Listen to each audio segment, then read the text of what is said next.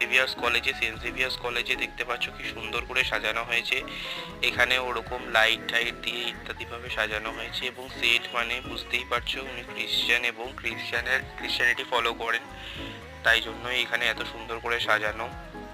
এখানে আবার আমরা দেখতে পাচ্ছি জিসাসের জন্মের ব্যাপার সব মূর্তি আকারে দেখানো হয়েছে। পাশেই সান্টা ক্লজ একটা সুন্দর আরো ঝুড়ির নিচে দাঁড়িয়ে আছে। এবার আমরা সেই ফুট ক্রস করে উল্টো ফুটে আসতে না আসতেই আমাদের চোখ পড়ে যায় অ্যালেন পার্কের দিকে।